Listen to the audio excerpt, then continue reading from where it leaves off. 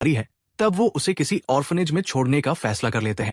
लेकिन क्षु यान की दादी ये होने नहीं देती। वो क्षु यान के पापा से उसे अपने पास ले लेती है और कहती है कि अब से वो ही क्षु यान का ख्याल रखेंगी।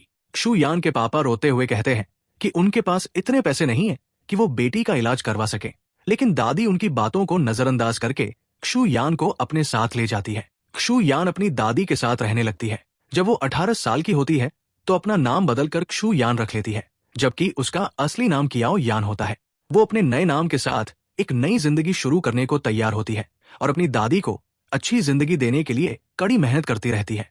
अब प्रेजेंट टाइम में क्षु यान अपने बॉयफ्रेंड हाओमिंग और उसके पेरेंट्स के साथ होती है। वो सब लोग शादी की तारीख फिक्स करने आए हैं। हाओमिंग के पापा क्षु यान के परिवार से बहुत इंप्रेस होते हैं, क्योंकि क्षु यान के फेक डैड को वो एक्स्यूचेन यूनिवर्सिटी, बहुत मशहूर यूनिवर्सिटी का प्रोफेसर समझते हैं और क्षु यान भी एक अच्छी, पढ़ी लिखी और डिसेंट लड़की दिखती है। लेकिन हाओमिंग की मम्मी को शक होने लगता है, इसलिए वो बहुत सारे सवाल पूछने लगती है। यह हमें फ्लैशबैक में दिखाया जाता है कि क्षु यान पहले से हाओमिंग की फैमिली से मिलने की पूरी प्रैक्टिस कर चुकी थी। उसने अपने फेक पेरेंट्स को अच्छे से सिखाया था कि कैसे बिहेव करना है। असल में क्षु यान ने सबको झूठ बोला हुआ था। जिन लोगों को वो अपने पेरेंट्स बताकर हाओमिंग की फैमिली से मिलवाने लाई थी, वो असल में एक्टर्स होते हैं। हाओमिंग की मम्मी कहती है कि उन्होंने खुद एक्स्यूचेन यूनिवर्सिटी में पढ़ाई की है, लेकिन उन्होंने कभी क्षु यान के डैड को वहां प्रोफेसर के रूप में नहीं देखा। क्षु यान स्मार्टली मुस्कुराते हुए बोलती है, वो प्रोफेसर नहीं, रिसर्चर है, इसलिए आपने उन्हें नहीं देखा। फिर उसके फेक डैड बोलते हैं कि उन्हें शोहरत के पीछे भागना पसंद नहीं है, वो बहुत इंटेलिजेंट इंसान है और सबको ये बताने की जरूरत भी नहीं है। ये सुनकर हाओमिंग की मम्मी माफी मांग लेती है। फ्लैशबैक में दिखाया जाता है कि क्षु यान ने अपने दोस्तों से सुना था कि यूनिवर्सिटी के रिसर्चर को कोई नहीं जानता, क्योंकि वो ज्यादातर रिसर्च रूम में ही रहते हैं। क्षु यान ने इसी बात का फायदा उठाया था। फिर प्रेजेंट में क्षु यान के फेक डैड हाओमिंग के पेरेंट्स को अपनी किताबें गिफ्ट करते हैं, जिन पर उनका ऑटोग्राफ होता है। एक किताब पर साइन होता है और दूसरी पर नहीं। हाओमिंग के पापा उनकी हैंडराइटिंग की बहुत तारीफ करते हैं। हाओमिंग की मम्मी कहती है कि उन्हें भी साइन चाहिए और फिर फेक डैड वही साइन करके देते हैं। फ्लैशबैक में दिखता है कि क्षु यान असली लेखक से मिली थी और उनसे एक किताब पर साइन लिया था। उसी साइन को कॉपी करने के लिए उसके फेक डैड ने बहुत प्रैक्टिस की थी। अब प्रेजेंट में हाओमिंग सबको लंच करने बुलाता है। लंच के बाद सब गार्डन में होते हैं। वही हाओमिंग की मम्मी क्षु यान से अकेले में पूछती है कि उसके और उसके पेरेंट्स में इतना फर्क क्यों है, क्या वो सच में उसके बायोलॉजिकल पेरेंट्स हैं? फ्लैशबैक में दिखाया जाता है कि लंच के दौरान क्षु यान की फेक मॉम ने उसकी प्लेट में अंडा रखा था, लेकिन क्षु यान ने उसे नहीं खाया। इससे हाओमिंग की मम्मी को शक हुआ।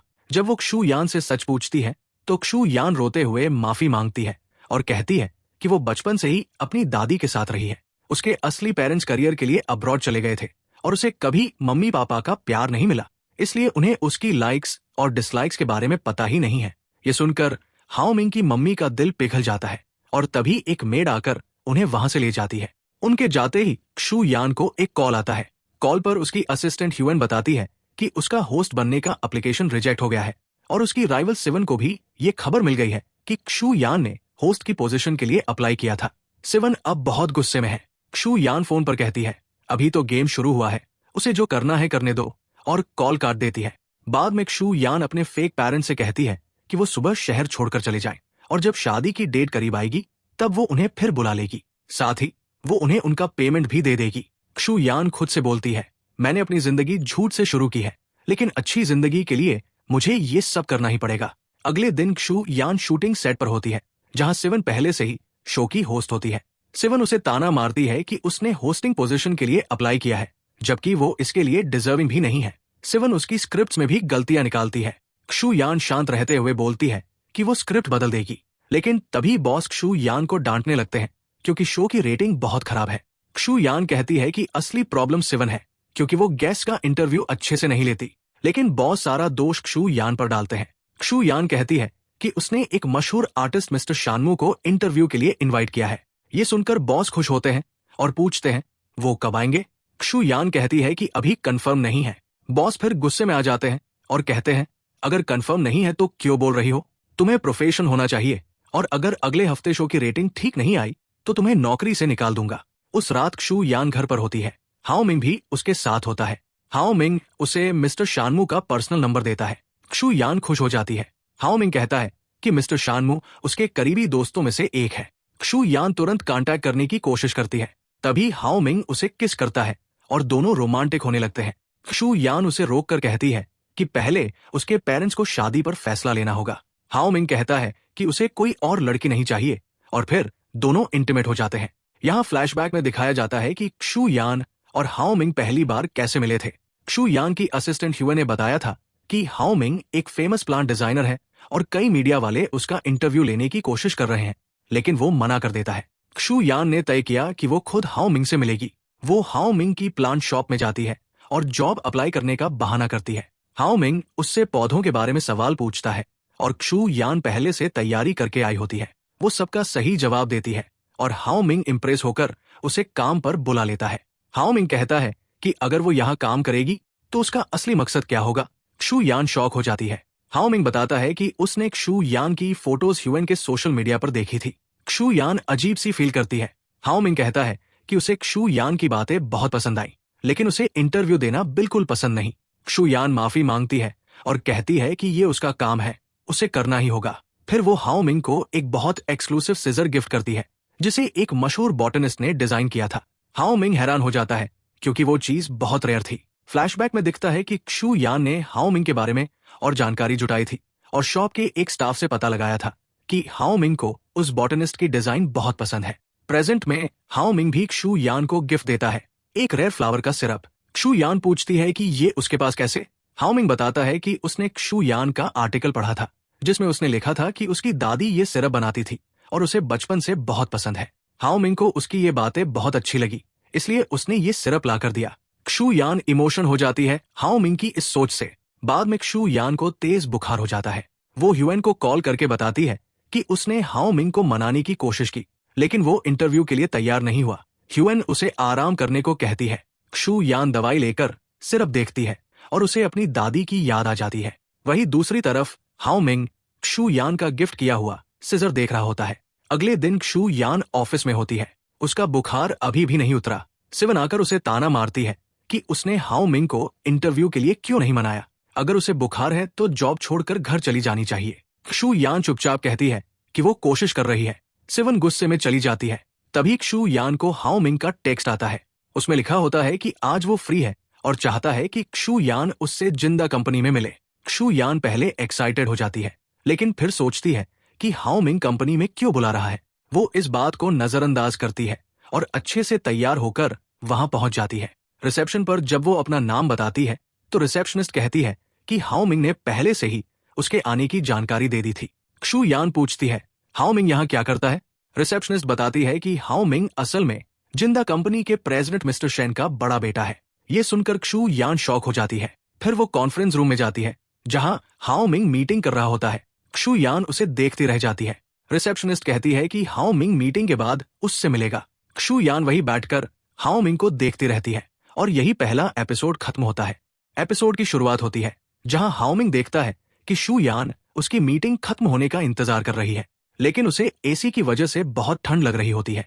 ये देखकर हाओ मिंग तुरंत रूम का एसी बंद कर देता है। अब कमरे में मौजूद सभी लोगों को गर्मी लगने लगती है।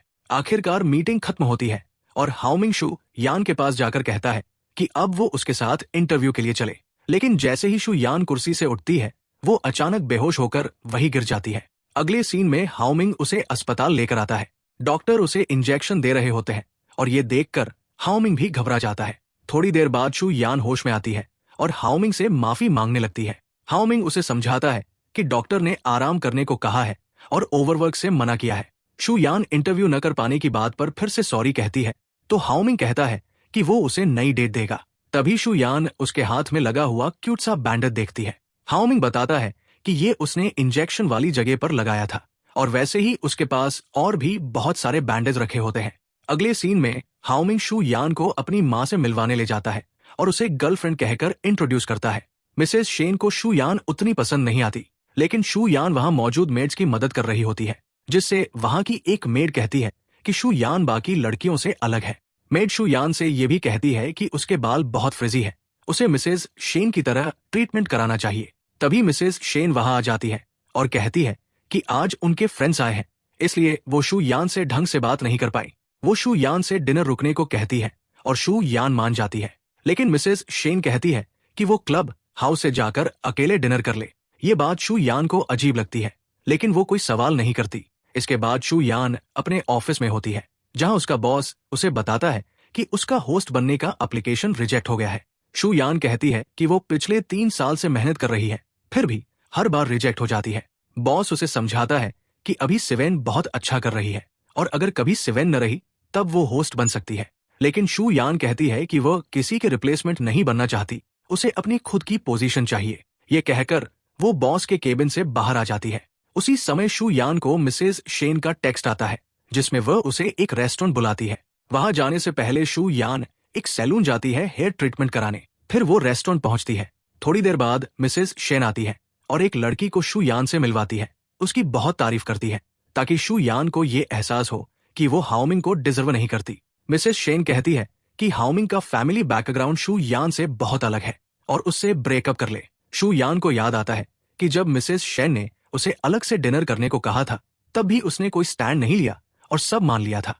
मिसेज शेन कहती है कि वो हाओमिंग की पत्नी के रूप में ऐसी लड़की नहीं चाहती, लेकिन इस बार शू यान खुद को संभाल कर बोलती है। उसके पेरेंट्स भी शूचिंग यूनिवर्सिटी में काम करते हैं और उसका फैमिली बैकग्राउंड भी अच्छा है। उसने कभी ये सब नहीं बताया। इसका मतलब ये नहीं कि वो डरती है, वो भी अच्छे परिवार से है। उसने मिसेज शेन और उनके फ्रेंड्स की बातें इसलिए सुनी क्योंकि वो काइंड है, रूड नहीं। ये सुनकर मिसेज शेन हैरान रह जाती है और बिना कुछ कहे वहां से चली जाती है। शू यान वहीं बैठकर आसमान को देखती है और याद करती है कि कैसे बचपन में बच्चे उसे उसके पेरेंट्स को लेकर चिढ़ाते थे क्योंकि उन्होंने उसे छोड़ दिया था। प्रेजेंट टाइम में मिसेज शेन शू यान और उसके परिवार की तस्वीर देख रही होती है। वो मिस्टर शेन से कहती है कि शू यान का परिवार उन्हें अजीब लगता है, लेकिन मिस्टर शेन उन्हें ओवरथिंक न करने की सलाह देते हैं। फिर मिस्टर शेन एक मीटिंग कर रहे होते हैं एक कंपनी के साथ कोलैबोरेशन के लिए। हाओमिंग वहां कोई राय नहीं देता। मीटिंग के बाद मिस्टर शेन उससे बात करते हैं। जियान कहता है कि उस कंपनी के अंदर बहुत कंट्रोवर्सी है, इसलिए उन्हें इन्वॉल्व नहीं होना चाहिए। लेकिन मिस्टर शेन समझाते हैं कि उन्हें सिर्फ कंपनी की आउटर अपीयरेंस देखनी चाहिए, अंदर क्या है ये इग्नोर करना चाहिए, और कहते हैं कि आगे चलकर हाओमिंग को ही ये कंपनी चलानी है, इसलिए उसे ये सब सीखना होगा। हाओमिंग चुपचाप सब सुनता है। दूसरी तरफ शू यान शूटिंग सेट पर होती है, जहां आज मिस्टर शानमू आए होते हैं। पैकअप के बाद सिवेन शू यान को ताना मारती है कि उसने अच्छे से प्लानिंग नहीं की, इसलिए इतनी देर तक शूट करना पड़ा। शू यान मिस्टर शानमू से बात करती है। वो बताते हैं कि हाओमिंग ने उनसे बहुत रिक्वेस्ट की थी और वो उसकी बात टाल नहीं सकते थे, इसलिए यहाँ इंटरव्यू के लिए आए हैं। शू यान उन्हें थैंक्स बोलती है। तभी शू यान को मिसेज शेन का मैसेज आता है कि तुरंत एक लोकेशन पर आओ। शू यान भागते हुए निकलती है, लेकिन ट्रैफिक की वजह से देर हो जाती है। वहां पहुंचकर मिसेज शेन से लेट होने की माफी मांगती है। मिसेज शेन बताती है कि उन्होंने शू यान को नया प्रॉपर्टी दिखाने बुलाया है। ये हाओमिंग के लिए नया अपार्टमेंट है जो उनकी शादी के बाद रहने के लिए होगा। शू यान कहती है कि इसके लिए एक बार हाओमिंग से भी पूछना चाहिए, लेकिन मिसेज शेन कहती है कि हाओमिंग कभी अपनी मां को मना नहीं करेगा। साथ ही कहती है कि शू यान के पापा तो आर्किटेक्ट है, तो उसे अपार्टमेंट की डिटेल्स समझ आनी चाहिए। वो ब्लूप्रिंट शू यान को दे देती है, लेकिन शू यान को कुछ समझ नहीं आता। तभी हाओमिंग वहां आ जाता है। मिसेज शेन हैरान हो जाती है और पूछती है कि क्या शू यान ने उसे बुलाया, लेकिन हाओमिंग मना करता है और कहता है कि उसने ड्राइवर को फोन किया था, उसी ने बताया। वो कहता है कि उसने अपने लिए घर पहले ही चुन लिया है और उन्हें चिंता करने की जरूरत नहीं। मिसेज शेन निराश हो जाती है। फिर हाओमिंग शू यान को वहां से ले जाता है। दोनों हाओमिंग की प्लांट शॉप पर पहुंचते हैं, जहां हाओमिंग शू यान के लिए कुकिंग कर रहा होता है। शू यान उससे उसके प्लांट्स और इंटरेस्ट के बारे में पूछती है। हाओमिंग बताता है कि उसके पास जो प्लांट्स है वे बहुत रेयर है और उनमें सिर्फ एक बार फूल आते हैं। ये चीज उसे बहुत फैसिनेट करती है। फिर हाओमिंग शू यान से कहता है कि वो भी होस्ट क्यों नहीं बन जाती। शू यान कहती है कि सिवेन के पास फैमिली सपोर्ट है, इसलिए वो होस्ट है। हाओमिंग कहता है कि वह भी तो उसका फैमिली है और उसकी मदद कर सकता है, लेकिन शू यान मना कर देती है और कहती है कि उसे अपनी प्रॉब्लम्स खुद सॉल्व करनी होंगी। हाओमिंग मान जाता है और दोनों साथ में कुकिंग करने लगते हैं और यही दूसरा एपिसोड खत्म होता है। एपिसोड की शुरुआत में शू यान मिसेज शेन से मिलने आती है। वहां मिसेज शेन अपनी दोस्तों के साथ बैठी होती है और अपने डॉग्स के साथ खेल रही होती है। शू यान उन्हें एक एक्सक्लूसिव ब्रांडेड स्कार्फ गिफ्ट करती है, लेकिन मिसेज शेन उसे छूती तक नहीं। तभी उनकी फ्रेंड मिसेज मेंग बोलती है कि मिसेज शेन को प्रिंटेड स्कार्फ पसंद नहीं है। फिर मिसेज मेंग मिसेज शेन से कहती है कि शू यान की पसंद बहुत चीप है और उसे हाओमिंग से दूर करना होगा। शू यान उनकी सारी बातें सुन लेती है और वहां से चुपचाप चली जाती है। इसके बाद क्षु यान हाओ मिंग के घर की मेड हुई के साथ ग्रोसरी शॉपिंग पर जाती है। क्षु यान कहती है कि हाओ मिंग बहुत अच्छा कुक है, इसलिए उसे भी कुकिंग सीखनी चाहिए। हुई उसकी मदद करने के लिए मान जाती है। हुई क्षु यान को बताती है कि मिसेज शेन हमेशा मेंग और माँ की बातें मानती है। पहले भी हाओ मिंग की एक गर्लफ्रेंड थी, लेकिन मिसेज शेन ने अपनी फ्रेंड्स की बात मानकर उसे रिजेक्ट कर दिया था। ये सुनकर क्षु यान हुई को चेरीज गिफ्ट करती है। हुई बहुत खुश हो जाती है। क्षु यान खुद से सोचती है कि मिसेज शेन ने अभी तक उसे एक्सेप्ट नहीं किया है, लेकिन उसे जल्द ही कुछ करना होगा। फिर सभी लेडीज टेनिस खेलने आती है। क्षु यान को खेलना नहीं आता, इसलिए वो बॉल्स कलेक्ट करने का काम करती है। मिसेज शेन की दूसरी दोस्त मेलिंग क्षु यान की फ्रेंड बन जाती है। वो उसे कहती है कि इतनी मेहनत करने की जरूरत नहीं है, मिसेज शेन को मनाने के लिए। उधर मेंग और माँ क्षु यान के खिलाफ ही मिसेज शेन से बातें कर रही होती है। मिसेज शेन बताती है कि वो क्षु यान के पेरेंट्स से मिली है। वे एक्सूचेंग यूनिवर्सिटी के प्रोफेसर हैं और क्षु यान का फैमिली बैकग्राउंड अच्छा है। लेकिन मेंग और माँ कहती है कि क्षु यान खुद को लो प्रोफाइल रखती है, शायद कुछ छुपा रही है। तभी वहां कुछ और लेडीज आती है और उनसे बातें करने लगती है। उसी समय वहां क्यूयू ली आती है, जो कि लशंग ग्रुप के प्रेसिडेंट और ओनर की वाइफ है। सब उससे अच्छे रिश्ते रखते हैं। मेली ये सारी बातें क्षु यान को बताती है और कहती है कि उनका ग्रुप भी क्यूयू ली से दोस्ती करना चाहता है ताकि उनके बिजनेस को प्रॉफिट्स मिले, लेकिन ये बहुत मुश्किल है। क्षु यान मन ही मन सोचती है कि जब तक वह इस हाई सोसाइटी में खुद को कंफर्टेबल नहीं करेगी, मिसेज शेन उसकी शादी हाओ मिंग से कभी नहीं होने देंगी। इसके बाद क्षु यान क्यूयू ली के बारे में जानकारी इकट्ठा करना शुरू करती है। तब उसे पता चलता है कि क्यूयू ली चाइनीज डांस सीख रही है और उसे बहुत पसंद है, लेकिन एक इम्पॉर्टेंट लेवल पर वो पास नहीं कर पा रही। ये सब क्षु यान देख लेती है। अगले दिन क्षु यान भी उसी डांस क्लास को ज्वाइन कर लेती है। वो टीचर से कहती है कि उसे उसी लेवल से शुरू करने दे। टीचर मना करती है कि पहले बेसिक्स क्लियर करने होंगे, लेकिन क्षु यान रिक्वेस्ट करती है और आखिरकार टीचर मान जाती है। क्षु यान जमकर प्रैक्टिस करती है और कुछ ही समय में वो सब सीख जाती है। क्यूयू ली उसकी बहुत तारीफ करती है और उससे नई टेक्निक सिखाने को कहती है। क्षु यान मान जाती है और दोनों साथ में प्रैक्टिस करती है। तभी क्यूयू ली को एक कॉल आता है। वो अपने बच्चे के लिए इंटरनेशनल स्कूल में एडमिशन चाहती है, लेकिन वहां कोई सीट नहीं है। ये सब क्षु यान सुन लेती है। इसके बाद क्यूयू ली क्षु यान को अपने डांस कंपटीशन में आने का इन्विटेशन देती है। क्षु यान भी उसे अपने शो में आने का न्योता देती है, लेकिन क्यूयू ली मना कर देती है। क्षु यान मेलिंग से मिलती है और उसे कुछ इन्फ्लुएंशियल लेडीज की लिस्ट देती है। वो कहती है कि वो एक नया प्रोजेक्ट कर रही है और उसे इन लेडीज को शो में बुलाने के लिए मदद चाहिए। मेलिंग मान जाती है और हर लेडी की पसंद नापसंद की डिटेल्स भी दे देती है। इसके बाद क्षु यान अपने बॉस को नया प्रपोजल देती है, जिसमें देश की सभी इन्फ्लुएंशियल लेडीज को बुलाया जाएगा और क्यूयू ली भी शो में आ जाएगी। ये सुनकर बॉस खुश हो जाते हैं, क्योंकि क्यूयू ली का हस्बैंड इंडस्ट्री में बहुत पावरफुल है। वो प्रपोजल एक्सेप्ट कर लेते हैं, लेकिन क्षु यान एक शर्त रखती है, इस शो की होस्ट वही होगी। बॉस के पास कोई और चारा नहीं होता और वो मान जाते हैं। फिर क्षु यान क्यूयू ली के पास जाकर कहती है कि वो शो में आए। क्यूयू ली मना कर देती है। तब क्षु यान कहती है कि उस शो में इंटरनेशनल स्कूल की बोर्ड ऑफ डायरेक्टर भी आएंगी। अगर वो उनसे फ्रेंडशिप करेगी तो उसके लिए एडमिशन आसान हो जाएगा।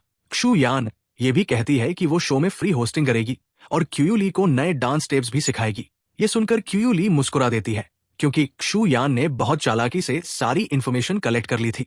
आखिरकार क्यूयू ली मान जाती है। शो के दिन क्षु यान ने क्यूयू ली को अच्छे से ट्रेन कर दिया होता है और वो एक शानदार परफॉर्मेंस देती है। फिर शो के सेट का सीन दिखाया जाता है।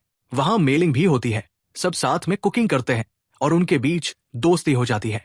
ये शो मिसेज शेन की दोस्त भी देख रही होती है। मेलिंग क्षु यान से कहती है कि उसे फिर से शो में आना चाहिए। क्षु यान हाँ कहती है और मिसेज शेन व उनकी फ्रेंड्स को भी इनवाइट करती है। साथ ही बताती है कि क्यूयू ली भी आएगी। ये सुनकर सब मान जाते हैं। मिसेज शेन को भी अच्छा लगता है, क्योंकि क्षु यान की वजह से उसकी दोस्तों के बीच उसकी रिस्पेक्ट बढ़ जाती है। फिर सब शो में आते हैं और साथ में कुकिंग करते हैं। बॉस रेटिंग्स देखकर बहुत खुश होते हैं। क्षु यान उन्हें एक और खुशखबरी देती है, उनके स्पॉन्सर ने 12% और इंक्रीमेंट किया है। ये सुनकर बॉस क्षु यान की खूब तारीफ करते हैं और कहते हैं कि अब वही शो की होस्ट होगी। वो सिवन को सिर्फ आउटडोर शूट्स के लिए भेज देते हैं। क्षु यान बहुत खुश होती है। इसके बाद क्षु यान और ह्यूएन साथ होते हैं। क्षु यान ह्यूएन को पैसे ट्रांसफर करती है, क्योंकि उसके डैड हॉस्पिटल में एडमिट है। ह्यूएन उसकी मदद के लिए उसे थैंक्स बोलती है। फिर क्षु यान अपने अगले शो के लिए मेकअप करवा रही होती है।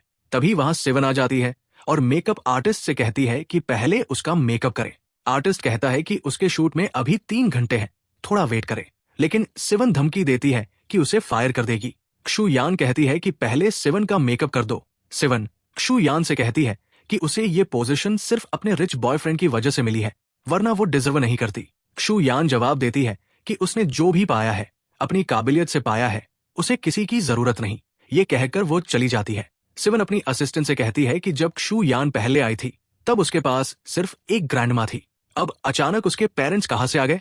असिस्टेंट बताती है कि उसके पास बहुत महंगे गिफ्ट्स हैं और वो डायमंड ब्रेसलेट भी पहनती है। ये सुनकर सिवन शॉक्ड हो जाती है। क्षु यान अपना काम कर रही होती है और न्यूज चैनल देख रही होती है। वहां एक लेडी एंकर होती है। उसे याद आता है कि जब वो बचपन में हॉस्पिटल में एडमिट थी तब वो न्यूज देखा करती थी और तभी उसने ठाना था कि एक दिन होस्ट बनेगी। तभी उससे मिलने हाओ मिंग आता है। वो क्षु यान को उसके होस्ट बनने की खुशी में एक एक्सपेंसिव पर्ल नेकलेस गिफ्ट करता है। क्षु यान को बहुत पसंद आता है। वो कहती है कि उसे नया एंकर बनना है। हाओ मिंग कहता है कि वो उसकी मदद कर सकता है, लेकिन क्षु यान कहती है कि उसे सब खुद करना है। हाओ मिंग कहता है कि उसे क्षु यान पर भरोसा है कि वो सब कर सकती है। दोनों साथ में बहुत खुश होते हैं। अगले सीन में क्षु यान मिसेज शेन के साथ होती है और अब दोनों कंफर्टेबल हो गए हैं। मिसेज शेन भी क्षु यान को पसंद करने लगी है। वहां मिस्टर शेन भी आते हैं। हाओ मिंग और उसका छोटा भाई भी वहां आ जाते हैं। सब मिलकर चाय पी रहे होते हैं। तभी हाओ मिंग का छोटा भाई टीवी ऑन कर देता है। टीवी पर न्यूज आती है मिस्टर शेन की नई कंपनी के इनॉग्रेशन की। सब उसे देखने लगते हैं। तभी एक एम्प्लॉय का इंटरव्यू आता है। ये देखकर क्षु यान शॉक्ड हो जाती है। मिस्टर शेन क्षु यान से पूछते हैं कि उनकी कंपनी का सुपरवाइजर उसी के होम टाउन से है, क्या वो उसे जानती है। क्षु यान स्माइल करके कहती है कि उसे नहीं पता, शायद ग्रैंडमा को पता हो। और यहीं पर ये एपिसोड खत्म होता है।